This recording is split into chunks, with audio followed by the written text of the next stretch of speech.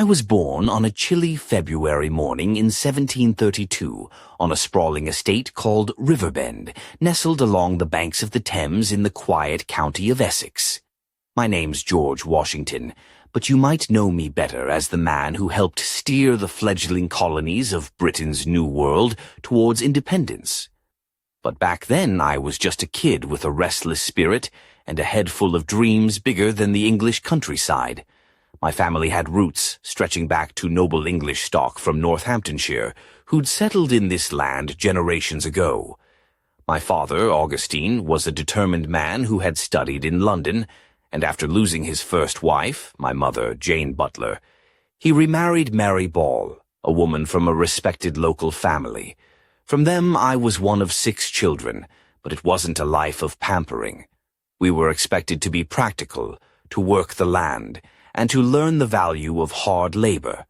Schooling was patchy at best. From the ages of 7 to 15, I shuffled between local village schools, first with the church clerk and later with a Mr. Williams, a somewhat stern teacher with a nose for discipline but little patience for daydreamers like me. Books were scarce and philosophy was a foreign land, but I found my education elsewhere, in the fields, the forests, and the rivers. When I was just 11, my father passed away. Suddenly, the weight of responsibility shifted onto my older half-brother, Lawrence, a man of charm and standing, who married into the Fairfax family, the kind of high society that held sway in Essex. Through Lawrence's connections, I caught glimpses of a world far beyond the muddy fields of Riverbend, lavish balls, spirited horse races, and the whispered intrigues of local politics. It was intoxicating and a little terrifying. I harbored an early fascination with the military life, inspired by tales Lawrence shared of battles and bravery. At 14, I boldly declared I wanted to become a soldier. My mother, however, was not impressed. "George," she said firmly, "soldiering is no game. You do better with your feet on the ground." So, for a time, I put aside my martial dreams. Instead, I found myself drawn to surveying. At 16, I joined an expedition led by Lord Fairfax himself, measuring the rugged lands of the Shenandoah Valley. Imagine trudging through dense woods, swatting away mosquitoes the size of small birds, and wrestling with maps that seemed to have a mind of their own. It was grueling work, but it taught me resilience and gave me a practical education in the wild frontier. And no, the mosquitoes never did get any smaller. My surveying days exposed me to the customs of native tribes and the potential riches of westward expansion. Yet, beneath the surface, tensions simmered. The Crown imposed strict limits on new settlements, frustrating brothers Lawrence and me as we dreamed of expanding our estates. But politics was a game for later. For now, survival and hard work were the order of the day. At 20, fate dealt a harsh hand when Lawrence succumbed to consumption. His death thrust me into the role of family patriarch. Overnight, I inherited Riverbend, a vast estate covering thousands of acres, and with it, the lives of countless workers and tenants. Suddenly, I was one of the wealthiest men in Essex County, and the expectations on my shoulders grew heavier. With my new status, I immersed myself in local affairs. I joined the parish church committee, attended social gatherings, and even dabbled in politics, running for a seat in the county assembly. But despite these diversions, my military ambitions smoldered quietly beneath the surface. The world around me was changing. Across the Atlantic, France and Britain wrestled for control of territories, and the rumblings of conflict reached even our quiet corner of Essex. When appointed district commander by Governor Robert Danvers, with a modest annual salary of $80, I was tasked with patrolling the volatile frontier lands. My first mission took me into the Shenandoah Valley once again, navigating territories fraught with danger from rival tribes and French forces.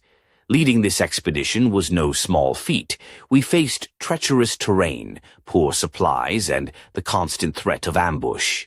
Yet it was during these trials that I earned a reputation for courage and decisiveness. The wider conflict, the 7 Years' War, soon engulfed the colonies. In 1754, I was appointed Lieutenant Colonel of the Essex Regiment under General Rye. When tragedy struck and General Rye fell in battle, I found myself thrust into command. Later, serving under General Braddock, a stern Brit with little patience for colonial troops, I learned valuable lessons about leadership and adaptability. On a blistering summer day in July 1755, at the Battle of Monongah, I distinguished myself by rallying the troops amid chaos and retreat. Despite our defeat, I held my ground, a rare beacon of order in a collapsing line. The taste of battle was bitter, and I briefly vowed to lay down my sword for good. But duty called me back. Though only 23, I commanded colonial forces between 1755 and 1758, and earned a seat representing Essex County in the Assembly. Balancing military and political duties, I was slowly carving out a place in the tangled web of colonial leadership.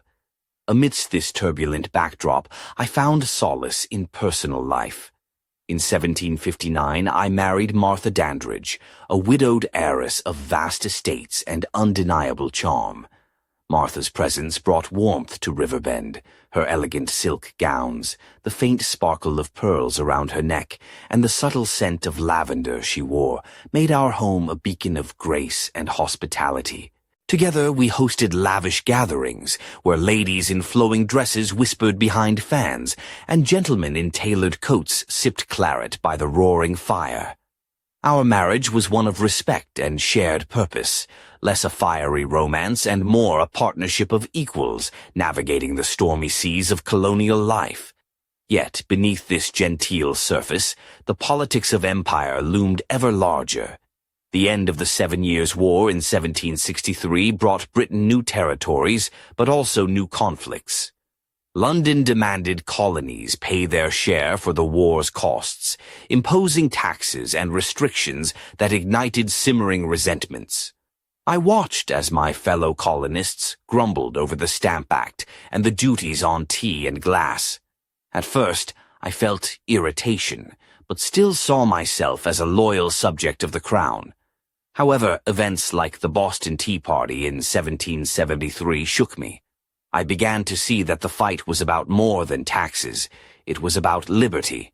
By 1774, I was speaking openly at the Virginia Assembly, calling for resistance and unity. I attended the Continental Congress in Philadelphia, donning a military uniform that felt both heavy and empowering. Although I stopped short of demanding outright independence, I was resolute in defending our rights. The following year, the shot heard round the world rang out at Lexington, and the colonies were at war. At the Second Continental Congress, I was appointed Commander-in-Chief of the Continental Army. It was a daunting task, an untrained militia pitted against the might of Britain. The army was a ragtag bunch, farmers, tradesmen, and idealists, often poorly equipped and prone to bickering. My job was to whip them into shape, to inspire discipline and unity. I wasn't a battlefield genius, but I knew how to lead men, by example by listening, and sometimes by sheer stubbornness. I organized the troops around Boston, preparing for the long fight ahead. The road was brutal. Retreats, losses, and bitter winters tested our resolve. Yet, through it all, the flame of revolution burned brighter, fueled by hope and the dream of a free nation. And just when it seemed the cause might falter, foreign allies stepped in, France, Spain, and volunteers from distant lands, turning the tide in our favor.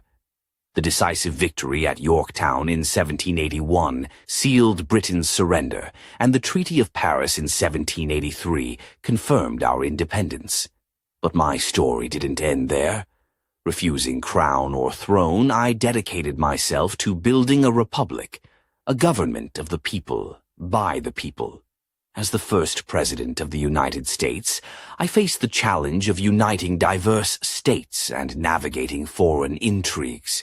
Yet, beneath the veneer of success, shadows lurked. Political rivalries, whispers of corruption, and the looming question of whether our fragile union would endure. And then, just as I prepared to retire to Riverbend, a cryptic letter arrived, one that hinted at a secret conspiracy threatening the very foundation of our young nation. But that's a story for another time. The crisp morning air at Riverbend was thick with anticipation as I read that mysterious letter by the flickering candlelight. Its elegant handwriting concealed a warning. Shadowy forces were plotting to unravel the fragile fabric of our new republic. I tucked the note carefully into my waistcoat pocket, the weight of its implications pressing down harder than the heavy wool of my coat.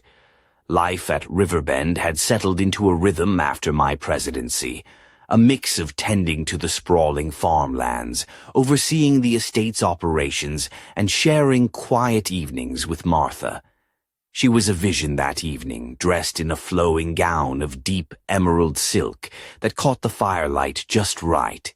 Her dark hair was pinned back with jeweled combs, and the subtle curve of her neckline hinted at grace and strength all at once. Martha was as much my partner in politics as in life, her steady presence a balm against the storms of public service.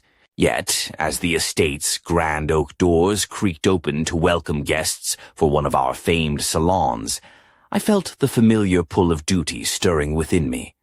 The room was alive with Essex's finest, gentlemen in tailored waistcoats, ladies in gowns of satin and lace, their conversations weaving politics art and whispered scandals. There was Lady Penelope, draped in a velvet navy dress that matched her sharp wit, and Thomas Harrington, the fiery young barrister whose passion for reform was as well known as his penchant for dramatic flourishes. I moved through the crowd, exchanging pleasantries and listening for any hint of unrest. The talk inevitably turned to the fragile state of our union. "George," Thomas said, gripping my forearm with enthusiasm, "the new Constitution holds promise, but there's discontent brewing. Factions grow bolder by the day." I nodded, recalling the bitter debates in Philadelphia and the delicate balance we sought to maintain. "True, Thomas. But unity is our strongest shield. We must temper passion with prudence, or risk everything." As the evening wore on, the conversation drifted to the recent Whiskey Rebellion in the western counties, a stark reminder that the road to stability was anything but smooth. I recalled the night I rode out to meet the rebels, dressed in my plainest riding clothes, seeking to quell the unrest without bloodshed. The memory of those tense negotiations still lingered, a dance of diplomacy and quiet authority. Suddenly, a hush fell over the room as a messenger arrived, breathless and pale. He handed me another note, this one bearing the seal of the War Office. My heart quickened. The letter detailed troubling intelligence. Foreign agents were suspected of meddling in our affairs, stirring discord among states and whispering sedition in shadowed taverns. I exchanged a glance with Martha, whose eyes sparked with determination. "It seems, my dear," I said with a wry smile, "my retirement may be shorter than I'd hoped." She laughed softly, a sound like velvet. "Well, George, if anyone can navigate the treacherous waters ahead, it's you." That night, as the estate settled into quiet, I pondered the coming storm. The promise of a young nation was bright, but shadows lurked just beyond the horizon. I resolved to uncover the truth behind these conspiracies, to protect the republic we had fought so hard to build. Little did I know the path ahead would lead me into a labyrinth of secrets, betrayals, and unexpected alliances, testing not only my leadership, but the very soul of America itself. And somewhere in the dark corners of London and Paris, unseen eyes watched my every move, waiting for the moment to strike. The game was on. The dawn broke over Riverbend with a pale, hesitant light, casting long shadows across the dew-kissed fields. I stood on the veranda, the cool morning breeze tugging at my dark wool coat as I contemplated the weight of the message from the War Office. The threat was real, and it wasn't confined to whispered rumors in taverns. It was a calculated menace aimed at the heart of our fragile union. Martha joined me, her presence as grounding as the solid oak beams beneath our feet. She wore a simple but elegant day dress of soft lavender muslin, cinched just below the bust with a delicate silk ribbon. Her pearl earrings caught the light, reflecting a quiet strength that had always been my anchor. "George," she said softly, "you can't face this alone. We'll need allies." I nodded, knowing she was right. Over breakfast, I penned letters to trusted friends, men and women of principle who understood the stakes. Among them was Sir Edmund Carlyle, a shrewd diplomat whose sharp eyes had missed nothing during his years in Parliament. There was also Lady Eleanor Whitfield, a woman of influence and subtle power, whose salons rivaled our own in shaping opinion. By midday, a small, discreet gathering convened in the library, a room lined with leather-bound volumes, the scent of old paper and polished wood mingling in the air. The group was a mix of political minds and military veterans, each chosen for their loyalty and discretion. The flickering firelight danced across their faces, lined with age determination or youthful idealism. Sir Edmund, a tall man with steel-gray hair and piercing blue eyes, spoke first. "The foreign agents are not just stirring dissent. They aim to fracture the very foundations of our republic, exploiting existing divisions to weaken us from within." Lady Eleanor, draped in a deep crimson gown that accentuated her sharp cheekbones, added, "We must act swiftly and subtly. Open confrontation will only play into their hands." I listened, weighing their counsel. The challenges ahead weren't mere battles of muskets and cannon. These were wars of shadows, fought in parlors, newspapers, and whispered conversations. As the meeting adjourned, I couldn't shake a growing unease. The lines between friend and foe blurred, and trust became a precious commodity. That evening I sought solace in the estate's gardens. Under the pale glow of the moon, Martha joined me, her silk shawl brushing softly against the night air. "Do you remember when we first met here?" she asked, a playful glint in her eye. "You were so serious, pacing these grounds like a general preparing for battle." I chuckled, the sound low and warm.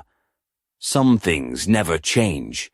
Her hand found mine, fingers entwining with a familiarity that transcended words. "Whatever comes, we face it together." But even as we stood beneath the stars, a figure lurked beyond the hedgerows, a shadow slipping silently through the darkness. Unseen, unheard, recording every word, every glance. The game of shadows had begun in earnest, and the fate of our young nation hung in the balance. The days that followed blurred into a whirlwind of secret meetings and coded correspondence. I found myself navigating a labyrinth of political intrigue that made the battlefields of my youth seem straightforward by comparison. The estate's grand drawing room, usually a place of warmth and conviviality, transformed into a war room where whispers carried the weight of nations. One afternoon, as a rare spring sun filtered through the tall sash windows, I met with Captain William Fraser, a sharp-eyed man whose reputation as a master of intelligence preceded him. He was dressed plainly, in a well-worn leather jacket and sturdy boots, his rugged appearance belying a mind as precise as a surgeon's scalpel. "Sir," he began, sliding a folded parchment across the heavy mahogany table, "we've intercepted correspondence between foreign agents operating out of London and some sympathizers here in Essex. Their network is deeper than we suspected." I unfolded the note, scanning the cryptic ciphers and references. It was like trying to read a map drawn in shadows. "And our informants?" I asked. Fraser's gaze sharpened. "Compromised. We can't trust many in the capital now. That's why we need to act locally, root out traitors quietly." The thought chilled me. Treason among neighbors, friends, even family. I glanced toward the window where the manicured gardens stretched into the distance, a reminder that beneath the polished surface, danger lurked. Later that evening, Martha and I attended a charity ball at the Whitfield estate. The grand ballroom was a swirl of silk gowns and polished shoes, the air thick with perfume and whispered secrets.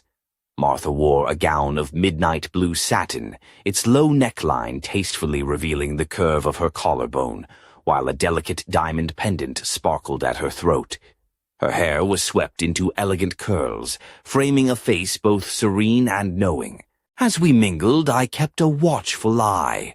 Among the glittering crowd was Julian Blackwood, a dashing aristocrat whose charm masked a reputation for questionable loyalties. He approached Martha with a practiced smile, offering a glass of champagne. "Mrs. Washington, your beauty outshines even the finest jewels tonight," he said smoothly. Martha's smile was polite but cool. "Julian, always the flatterer, but tonight our attention must be elsewhere." Before I could intervene, a sudden commotion erupted near the entrance. A young courier, breathless and pale, handed me a sealed envelope. Breaking the wax, I read the terse message. A trusted ally had vanished without a trace. The ballroom's festive atmosphere soured instantly. Whispers turned to uneasy glances. The threat we faced was no longer distant. It was here, inside walls we thought safe. That night, as shadows lengthened over Riverbend, I paced the library, the weight of leadership heavier than ever. The enemy was unseen but relentless, and the line between friend and foe blurred with every passing hour. Somewhere in the dark, a secret waited to be uncovered, one that could shatter everything we'd fought for. And I was running out of time. The moon hung low over Riverbend, casting a silvery glow across the estate as I sat alone in the dim light of my study. The vanished ally's disappearance gnawed at me, a cold knot of dread tightening in my chest. Trust was a fragile thing these days, and every shadow seemed to conceal a threat. Martha entered quietly, her footsteps soft against the polished oak floor. She wore a simple yet elegant gown of deep burgundy velvet, the neckline tastefully hinting at the curve of her neck and shoulder. A single strand of pearls adorned her throat, catching the lamplight as she approached. "George," she said gently, "you must not carry this burden alone." I looked up, grateful for her steady presence. "The web of deceit grows ever wider. I fear we are surrounded." She reached out, placing a cool hand over mine. "Then we must be sharper than the shadows." The next morning I summoned my closest confidants to the great hall, a cavernous room where the echoes of past debates still lingered in the carved wooden panels. Among them was Samuel Harper, a former soldier turned magistrate, whose calm demeanor belied a fierce intellect. Also present was Abigail Moore, a woman of keen insight and subtle influence within the local community. "Samuel," I began, "we must uncover who stands behind these betrayals. Every hour that passes without answers puts our republic at greater risk." Samuel nodded solemnly. "I'll dispatch trusted men to gather intelligence discreetly. We'll watch for unusual movements and listen closely to the whispers in the inns and markets." Abigail's eyes glinted with determination. "And I will rally the women of Essex. We may not wield muskets, but our networks are strong. We will root out those who conspire." As plans took shape, I felt a flicker of hope amid the encroaching darkness. Days later, a breakthrough came. A coded message intercepted by Fraser's agents pointed to a clandestine meeting scheduled at an abandoned mill on the outskirts of Essex. Under the cover of darkness, I led a small party to the location, cloaked in simple riding cloaks to avoid attention. The night air was crisp, the only sounds the rustling of leaves and distant hoot of an owl. As we approached the mill, voices drifted through the broken windows, gruff, conspiratorial. Peering inside, I caught sight of shadowed figures gathered around a flickering lantern, their faces obscured by hats and scarves. Among them, unmistakably, was Julian Blackwood, the charming aristocrat from the ball. I felt a surge of anger.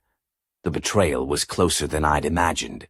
Just as we prepared to move in, a sudden crash echoed through the night, the mill's ancient timbers groaning under a sudden weight. The conspirators scattered, slipping into the darkness like ghosts. We pursued, but the night swallowed them whole. Returning to Riverbend, my mind raced. The enemy was bold, organized, and dangerous. Trust was a luxury we could ill afford. As I removed my cloak by the hearth, Martha entered, her eyes searching mine. "George, what have you discovered?" I met her gaze steadily. That the fight for our republic is far from over, and the shadows are deeper than we ever feared. Unbeknownst to us, eyes watched from the darkness beyond the estate. A figure cloaked in midnight, a faint, sinister smile playing at cold lips. The game had only just begun. The dawn broke over Riverbend with a heavy sky, clouds rolling in like a warning from the heavens. The failed raid at the mill haunted me like a stubborn ghost, its unanswered questions weighing on my mind as I paced the estate's long corridors. The threat wasn't just political, it was personal now. Julian Blackwood's betrayal cut deeper than any battlefield wound. Martha met me in the morning light, her auburn hair catching the dim glow as she stepped into the study. Today she wore a gown of soft dove gray, its delicate lace tracing the curve of her slender arms, a quiet elegance that belied the steely resolve in her hazel eyes. "George," she said softly, "we must be cautious. The enemy grows bolder." I sighed, rubbing the bridge of my nose. "And more elusive." Determined, I convened a council of trusted advisors in the great hall. Among them was Jonathan Hayes, a seasoned colonel whose experience in the wars had tempered him into a man both fierce and wise. Also present was Eleanor Whitfield, whose beauty and influence were matched only by her cunning. "We must tighten our circle," I declared. "The enemy's reach extends into the highest echelons. We cannot trust even those closest to us without proof." Jonathan nodded. "I'll organize a network of scouts and informants. We'll watch the roads and the taverns. No one moves without our knowledge." Eleanor's eyes gleamed. "I'll ensure our salons remain safe havens for loyalists. Any whisper of treason will come to light." As plans unfolded, I felt the familiar stirrings of purpose. The fight for our republic demanded every ounce of vigilance and courage we possessed. That evening, Riverbend hosted a discreet gathering, an elegant affair under the guise of a dinner party. The drawing room was aglow with candlelight, casting flickering shadows on the rich mahogany walls. Martha was radiant in a gown of deep scarlet silk, its low back revealing the graceful line of her neck and shoulders. Her smile was warm, but her eyes scanned the room with a practiced watchfulness. Guests arrived, each carefully vetted, men and women whose loyalty had been tested. Among them was Thomas Harrington, the passionate barrister whose fiery spirit had both inspired and alarmed. He greeted me with a firm handshake, whispering, "George, the enemy grows desperate. We must be ready." As the evening progressed, conversations flowed from politics to literature, punctuated by laughter and the clink of crystal. Yet beneath the surface, the tension was palpable, like a coiled spring ready to snap. Suddenly, a servant burst in, breathless and pale. "Sir, a messenger has arrived with urgent news." I took the sealed letter, breaking the wax with steady fingers. The message was brief, but chilling. An assassination attempt had been foiled in London, targeting one of our closest allies. A hush fell over the room. The enemy was no longer content with shadows. They sought to strike directly. Martha's hand found mine, her grip firm. "We must act swiftly, George. The time for caution is ending." I nodded, determination hardening in my chest. The battle for America's soul was entering its darkest chapter, and somewhere, hidden in the night, the architect of this chaos watched and waited, his plans unfolding like a deadly game of chess. The question was, who would make the next move? The early morning mist clung to the rolling hills around Riverbend as I mounted my horse, the weight of recent events pressing heavily on my shoulders.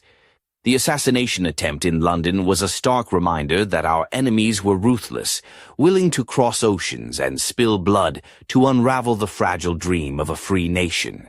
Yet, retreat was not an option. Martha watched from the veranda, her silhouette framed by the soft light.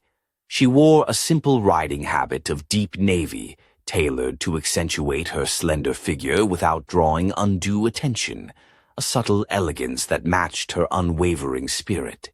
Her dark eyes held a mixture of worry and fierce resolve. "Be careful, George," she said softly. "The shadows grow longer with every step." I nodded, gripping the reins. "I will, for all of us." My destination was the nearby town of Ashford, known for its bustling markets and a tavern that served as the heart of community gossip and, as I hoped, a source of valuable intelligence. Riding through narrow lanes lined with half-timbered houses, I felt the familiar thrill of stepping into the unknown, the scent of damp earth and burning wood filling the crisp air. The tavern was a lively place, filled with farmers, traders, and the occasional soldier. The scent of ale mingled with smoke, laughter ringing out amid the clatter of mugs. I took a seat near the hearth, listening carefully as patrons exchanged tales and rumors. A wiry man with sharp eyes and a crooked smile caught my attention. He wore a worn leather vest over a linen shirt, his fingers stained from years of hard labor. Introducing himself as Jack Turner, a local courier and occasional informant, he leaned in conspiratorially. "There's talk of a meeting tonight at Blackwood Manor," he whispered. "Not the Julian one, his cousin. They say foreign agents and disloyalists gather to plot the downfall of Essex's loyalists." I concealed my surprise. The Blackwood family's reach was deeper than I'd feared. After a quick meal, I rode toward the outskirts where Blackwood Manor loomed, a grand estate with ivy-clad stone walls and towering chimneys. The night was thick with fog, muffling the sounds of the countryside. Slipping through the shadows, I caught sight of figures gathering beneath the ancient oaks, a mix of men in dark cloaks and women whose faces were hidden beneath veils. The flicker of lanterns cast eerie patterns on the ground. As I observed, a sharp crack echoed, a gunshot slicing through the night. Chaos erupted as conspirators scattered, voices raised in panic and anger. My heart pounded as I pursued a fleeing figure cloaked in black. The chase led me to a narrow lane where the fog was thickest. Suddenly, a hand grabbed my arm, pulling me into a concealed doorway. I spun, drawing my sword, only to find myself face to face with Eleanor Whitfield. "Quiet," she hissed, eyes flashing. "You're not alone in this fight." Together we disappeared into the labyrinthine streets, the mystery deepening with every step. Back at Riverbend, as dawn tinged the sky with pale gold, I knew the battle was far from over.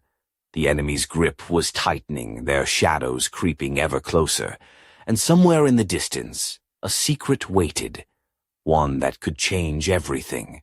The gray light of dawn filtered through the tall windows of Riverbend's library as Eleanor Whitfield and I pored over the hastily sketched notes from last night's encounter. The air was thick with the scent of aged parchment and burning tobacco, mingling with the faint aroma of Martha's lavender sachets tucked into the corner of the room. Eleanor, dressed in a tailored gown of muted olive silk that clung gracefully to her slender frame, leaned in close, her voice barely above a whisper. "Julian Blackwood's cousin is connected to a network far more extensive than we imagined," she said, tracing a delicate finger along a map dotted with cryptic symbols. They're not just disloyalists, they're agents working to destabilize not only Essex, but the entire fledgling government. I rubbed my jaw, feeling the weight of the conspiracy pressing down like the heavy oak beams overhead. If they succeed, everything we fought for, our independence, our union, could unravel. A soft knock interrupted our planning. Martha entered, her presence as soothing as the morning light. She wore a flowing dress of soft cream muslin, the delicate lace at her sleeves revealing the graceful curve of her wrists. "George, I've arranged for a discreet meeting with Sir Edmund Carlisle. He has information that may turn the tide." Within the hour, Sir Edmund arrived, his imposing figure silhouetted against the doorway. His silver hair gleamed, and his steel-blue eyes held a mixture of concern and resolve. "The British Crown sees our young republic as a threat," he began gravely. "They're funneling resources and emissaries to sow discord, but there's more. A shadowy figure known only as the Raven orchestrates these efforts." "The Raven," Eleanor echoed, a shiver running down her spine. "A master of deception and espionage," Sir Edmund continued. "No one knows his true identity, but his reach is vast. We must root him out before his plans come to fruition." As the morning wore on, we devised a strategy to uncover the Raven's identity. It would require cunning, patience, and the loyalty of every friend we could trust. Later that evening, Riverbend's grand hall shimmered with candlelight as guests gathered for a discreet reception. Martha was resplendent in a gown of sapphire silk, its subtle sheen highlighting the delicate line of her neck and shoulders. Her smile was both radiant and resolute, a beacon of hope amid the encroaching darkness. Among the guests was Thomas Harrington, whose impassioned speeches had stirred hearts but also drawn suspicion. I watched him carefully as he engaged in lively debate, aware that allies and enemies often wore the same faces. As the evening unfolded, a messenger arrived with a sealed envelope. Breaking the wax, I read a cryptic note. A rendezvous set for midnight at the old lighthouse on Essex's stormy coast, a place long abandoned and whispered about in local legend. The room fell silent as the implications settled. The Raven had sent a challenge. With Martha's steady hand in mine, I prepared to face whatever awaited under the cold gaze of the moon. The hunt for the Raven was about to begin, and the stakes had never been higher. The night air was sharp and biting as I rowed toward the old lighthouse perched on the jagged cliffs of Essex's coast. The sea below roared like a beast awakened, waves crashing against the rocks in a relentless fury. My breath steamed in the cold, and the leather of my gloves creaked as I tightened my grip on the reins. Beside me, Eleanor Whitfield rode silently, her dark cloak billowing behind her like a shadow against the moonlit landscape. The lighthouse itself was a towering relic, its stone walls weathered by centuries of storms, its lantern long since extinguished. The path leading up was slick with rain and treacherous, every step a test of balance and nerve. As we approached, faint flickers of lantern light danced within the broken windows, casting eerie shadows that seemed to move of their own accord. We dismounted quietly and slipped inside through a side door I'd discovered during an earlier scouting. The air was heavy with salt and decay, the wooden floorboards groaning beneath our footsteps. At the top of the spiral staircase, voices murmured, low, urgent, and tinged with menace.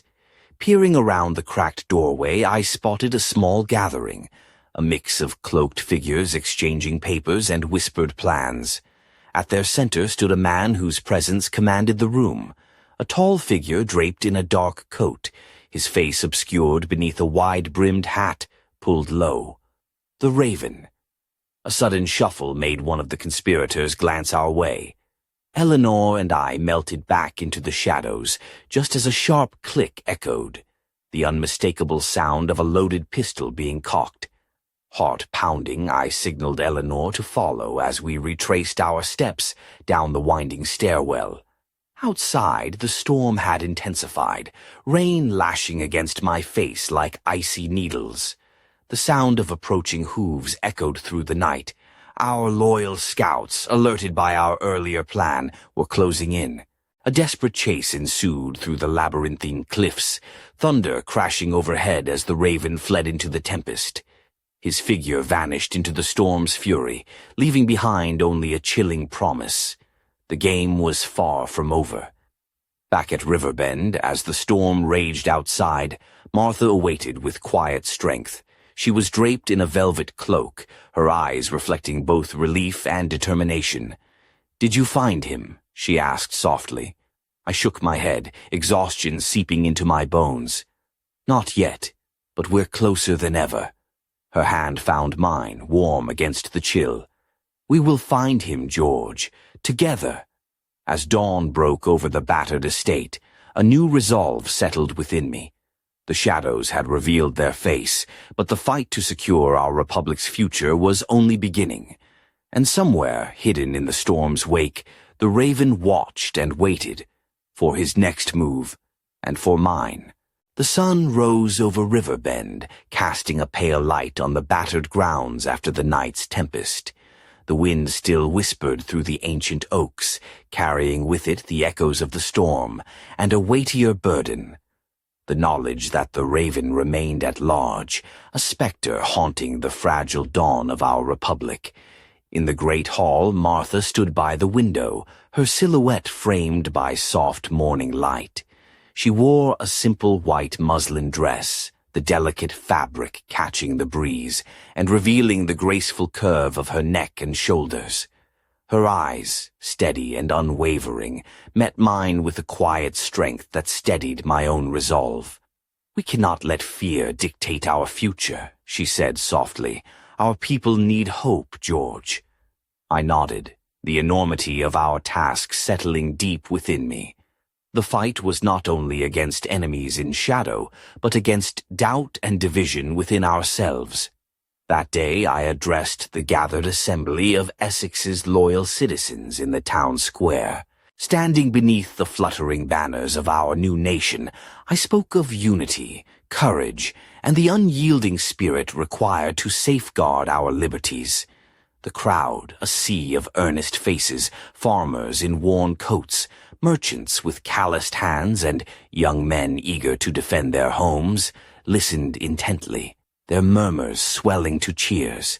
Yet, as the sun climbed higher, a messenger arrived bearing a sealed document, an anonymous confession revealing a web of betrayal reaching into the highest offices. The revelation sent ripples through the assembly, a stark reminder that the shadows were not just external, but had crept into our very midst. Back at Riverbend, surrounded by trusted allies, I contemplated the path ahead. The republic we dreamed of was fragile, its survival dependent on vigilance, sacrifice, and unshakable faith in the cause.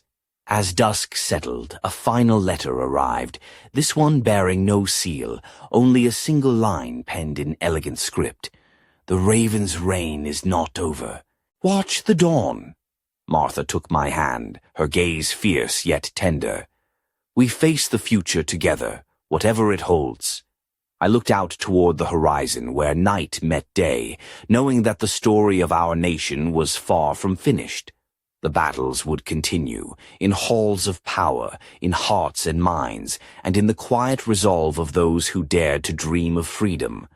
And so, with courage as our compass and unity as our shield, we stepped forward into the unknown, ready to write the next chapter of our shared destiny. But somewhere, in the gathering shadows, the raven smiled, already plotting his next move. The game was far from over.